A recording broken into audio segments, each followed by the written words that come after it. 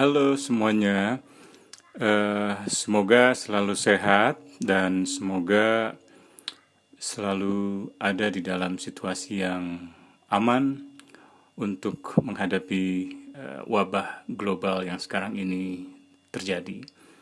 Saya Usman Hamid dari Amnesty International Indonesia.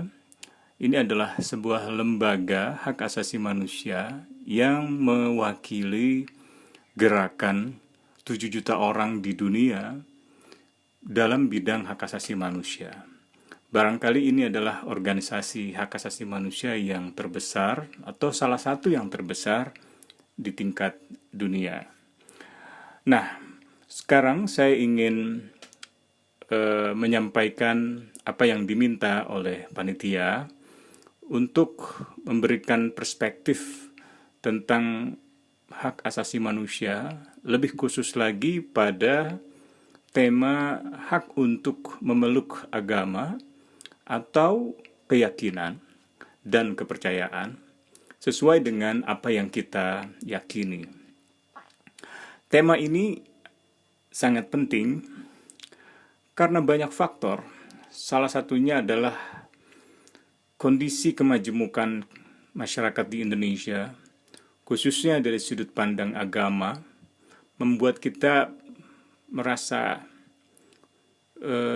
perlu untuk mengerti bagaimana sebenarnya membangun kehidupan beragama atau membangun kehidupan bersama dengan kemajemukan atau perbedaan dan keragaman agama. Nah, tema hak asasi manusia untuk kebebasan beragama atau kemerdekaan untuk beragama itu adalah salah satu tema di antara sekian banyak tema hak asasi manusia. Dan secara hukum, tema ini juga telah diatur oleh berbagai hukum baik itu nasional maupun internasional. Nah, saya akan memulai dengan perspektif yang internasional dengan memberi penekanan-penekanan pada beberapa tema tersebut dilihat dari sudut pandang kemerdekaan berekspresi atau kemerdekaan berpikir, berkeyakinan, dan beragama. Nah, seperti kita tahu, Indonesia menjadi bagian dari negara yang meratifikasi hukum internasional tentang hak asasi manusia, yaitu Covenant Internasional tentang hak sipil dan politik. Pada tahun 2006, hukum internasional ini diadopsi, dijadikan hukum nasional di Indonesia. Nah, Covenant ini atau hukum ini menyediakan kerangka hukum utama bagi kewajiban internasional Indonesia terkait perlindungan kemerdekaan berpikir, berkeyakinan, dan beragama atau berkepercayaan. Ada di dalam pasal 18. Dan seringkali pasal 18 ini tentang kemerdekaan berpikir, berkeyakinan, dan beragama atau berkepercayaan berhubungan erat dengan pasal 19, pasal setelahnya, yaitu kemerdekaan untuk berpendapat dan berekspresi. Bahkan di tingkat tertentu seringkali berhubungan dengan pasal-pasal lainnya, misalnya pasal 2, pasal 26, dan 27 tentang kesetaraan di hadapan hukum dan pelarangan diskriminasi. Nah, berdasarkan hukum itu, Indonesia diharuskan untuk membuat hukum, membuat legislasi, sehingga ketentuan-ketentuan di dalam hukum tersebut memiliki pengaruh secara nasional, secara domestik, termasuk juga memastikan atau membuat undang-undang nasional yang selaras dengan kovenan hukum internasional tersebut gitu. Nah, saya akan mulai dari kemerdekaan beragama atau berkepercayaan. Ketentuan di dalam pasal 18 ayat 1 misalnya menyatakan hak atas kemerdekaan berpikir, berkeyakinan, dan beragama mencakup baik untuk menganut kepercayaan dan hak untuk menjalankannya secara sendiri maupun bersama-sama dengan orang lain, baik di tempat umum atau di tempat yang tertutup, untuk menjalankan agama dan kepercayaannya dalam kegiatan ibadah, ketaatan, pengamalan, dan juga pengajaran. Nah, kemerdekaan beragama atau berkepercayaan ini melarang pelarangan yang dimaksud oleh misalnya ada undang-undang penodaan agama di Indonesia. Karena interpretasinya yang sangat luas tentang konsep keagamaan gitu ya. Bahkan undang-undang itu sering kali digunakan untuk mengkriminalisasi bentuk-bentuk ekspresi atau aktivitas yang dianggap secara sepihak menyimpang dari pokok-pokok ajaran atau menyimpang dari agama-agama tertentu yang diakui oleh negara di Indonesia. Nah, ini satu persoalan yang serius ya, tentang hak kemerdekaan beragama atau berkepercayaan. Sebab dalam banyak kasus yang dianggap berbeda, dianggap menyimpang, itu kemudian dipidana, ditangkap, ditahan, diadili, bahkan tidak jarang mengalami kekerasan, baik itu terhadap rumah mereka, rumah ibadah mereka, bahkan terhadap integritas fisik mereka gitu.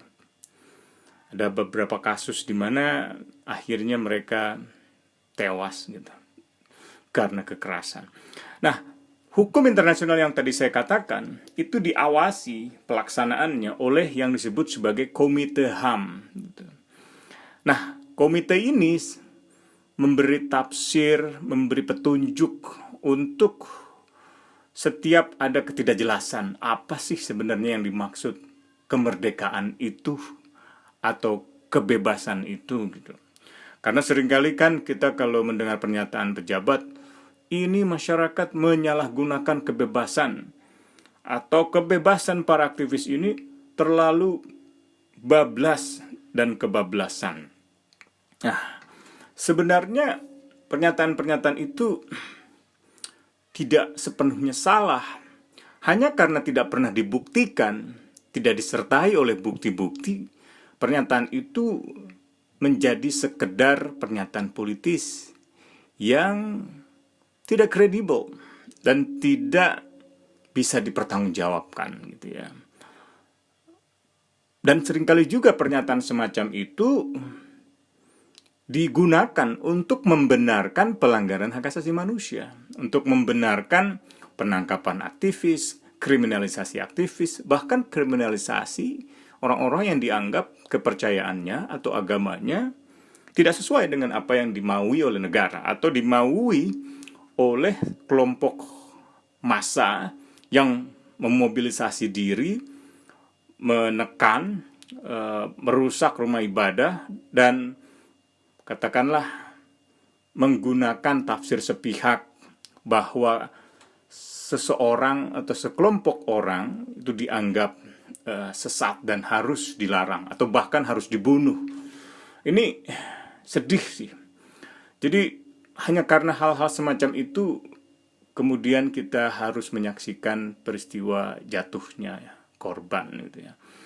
Nah, kembali ke soal Komite HAM, dia mengatakan bahwa kepercayaan dan agama itu juga harus dimaknai baik itu kepercayaan teistik dalam arti meyakini adanya Tuhan misalnya gitu. Termasuk yang non-teistik, katakanlah orang-orang yang meyakini apa yang diyakini di luar keyakinan pada Tuhan itu. Dan bahkan yang ateistik gitu. Bahkan termasuk untuk tidak menganut agama atau kepercayaan apapun gitu.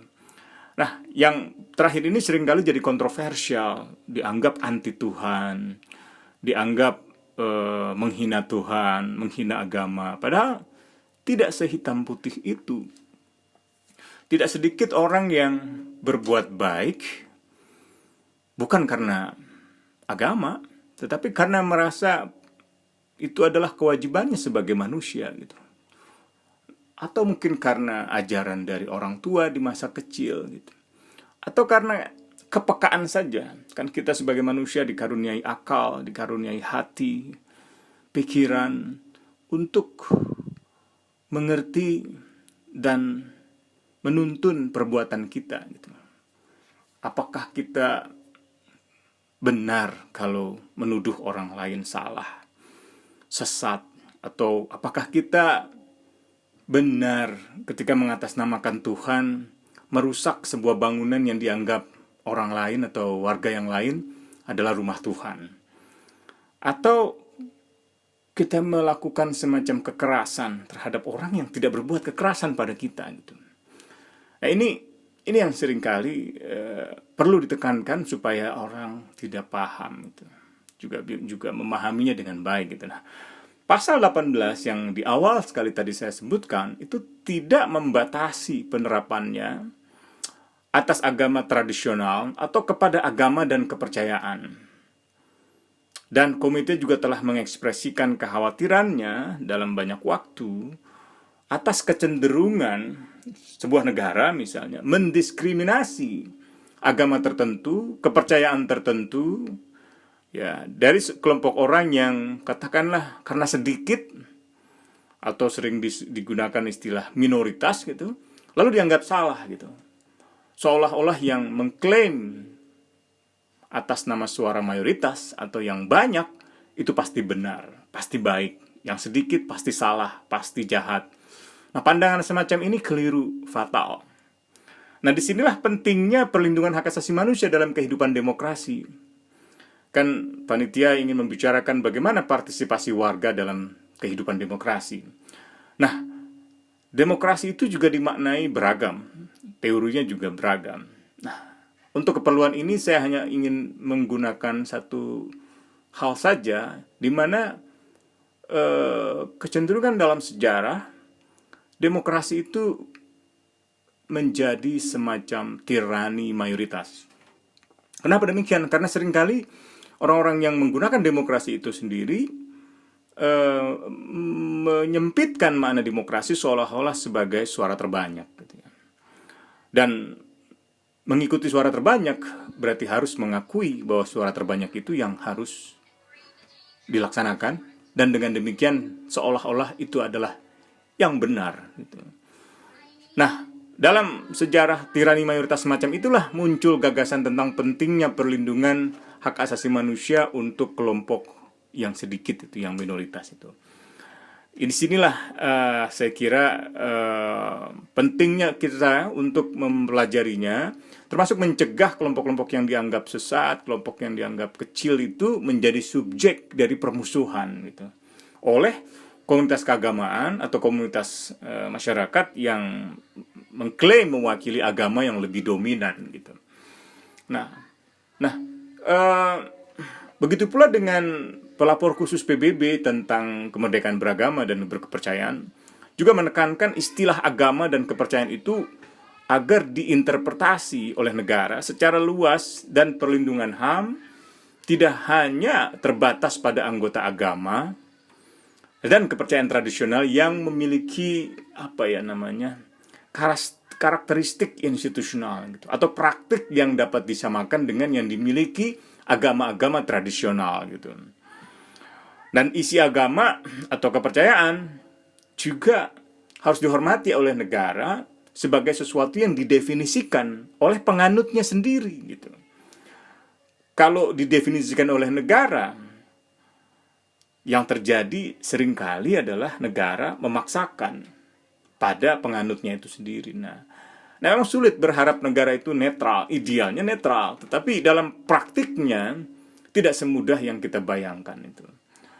Nah, juga yang penting ditekankan oleh Komite HAM adalah pentingnya untuk memperjelas apa yang disebut sebagai kemerdekaan atau kebebasan dari pemaksaan. Pemaksaan apa? Pemaksaan untuk menganut suatu agama atau kepercayaan. Nah, itu tidak boleh dibatasi gitu.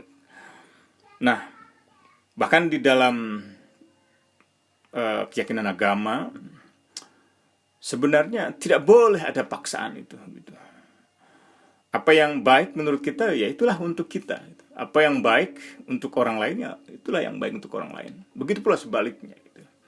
Nah, karena itu tidak boleh ada misalnya undang-undang, peraturan gitu, yang memaksa seseorang atau suatu kelompok masyarakat untuk menganut agama atau kepercayaan yang berbeda dengan yang mereka inginkan atau mereka pilih secara sukarela gitu.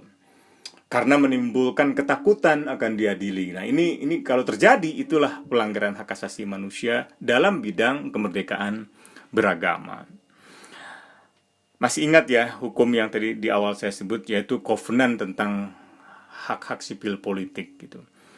Nah, Covenant ini menekankan bahwa tidak boleh ada pembatasan yang katakanlah yang diperbolehkan atas hak untuk mengimani sesuatu atau meyakini sesuatu atau tidak meyakini sesuatu, katakanlah agama dan kepercayaan atau pendapat, itu yang dikenal sebagai dimensi privat suatu agama dan kepercayaan atau forum internum gitu. Jadi sesuatu yang ada di dalam pikiran kita itu tidak boleh dibatasi.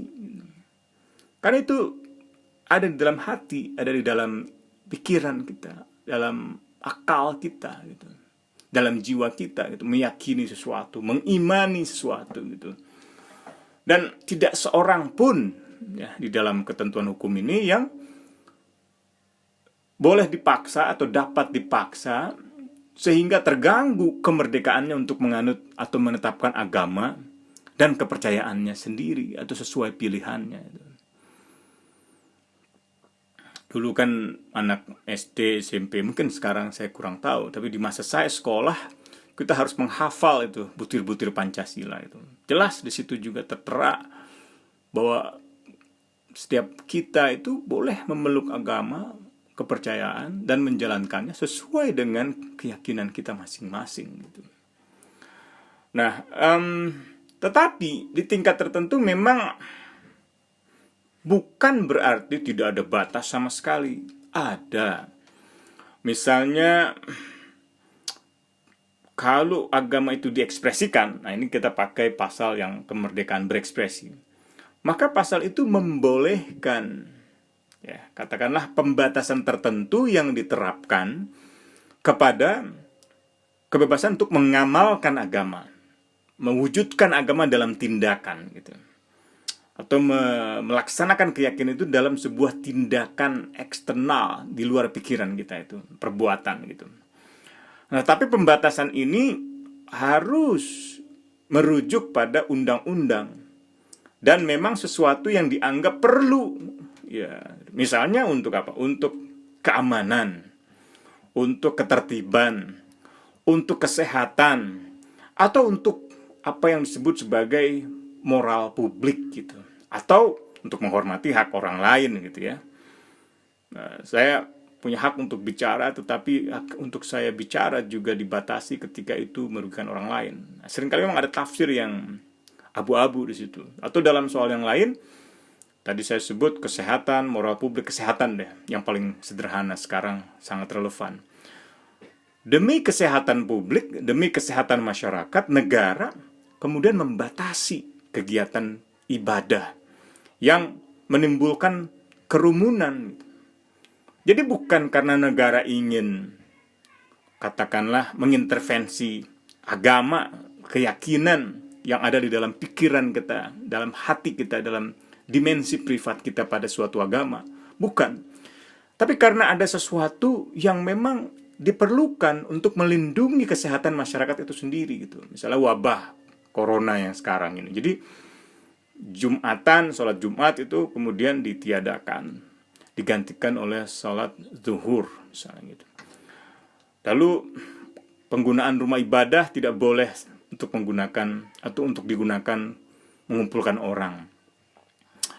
Karena itu bisa menimbulkan persebaran wabah yang justru merugikan masyarakat itu sendiri gitu. Nah itu contoh-contoh pembatasan yang dibolehkan gitu. Tapi nggak boleh dia mencederai hak itu sendiri gitu. Misalnya orang tetap ingin katakanlah berpuasa nih sekarang gitu. Kalau sampai di titik tertentu itu diintervensi, nah itu agak susah gitu. Juga kalau misalnya orang sudah beribadah di dalam rumah masih dilarang, nah itu mungkin tidak proporsional gitu, dan tidak sesuai dengan kebutuhan khusus yang memang melandasinya gitu. Jadi pembatasan oleh negara itu juga selain hanya untuk melindungi apa yang tadi sudah saya sebutkan, kasarnya melindungi kemaslahatan publik, melindungi kepentingan masyarakat, kepentingan umum, juga tidak bisa diterapkan untuk tujuan-tujuan yang diskriminatif gitu. Jadi misalnya yang dibatasi adalah kegiatan ibadah di satu agama saja, sementara kegiatan dan ibadah agama lainnya itu dibolehkan, itu juga nggak boleh gitu. Itu saya kira yang juga berhubungan dengan hak yang lain, yaitu hak atas kesetaraan, hak untuk tidak didiskriminasi yang tadi di awal saya sebut pasal 2, pasal 26, pasal 27 gitu. Nah, saya udah bicara 20 menit lebih malah. Tapi saya ingin cepat saja bahwa selain apa yang tadi saya sudah sebutkan, ketika seseorang sudah katakanlah pada batas tertentu dianggap benar-benar mengganggu, dianggap benar-benar katakanlah dalam menjalankan apa yang diyakininya itu melanggar hukum gitu, ya negara nggak boleh menangkapnya misalnya secara sewenang-wenang atau menahannya secara sewenang-wenang gitu. Nah, kalau seseorang yang ditahan atau dipenjara itu semata-mata karena menjalankan secara damai hak mereka untuk berkeyakinan, beragama, berpikir, berkepercayaan, maka Amnesty International itu akan menetapkan mereka sebagai tahanan nurani gitu, atau prisoners of conscience gitu, dan akan mendesak mereka untuk dibebaskan tanpa syarat dan harus secepatnya.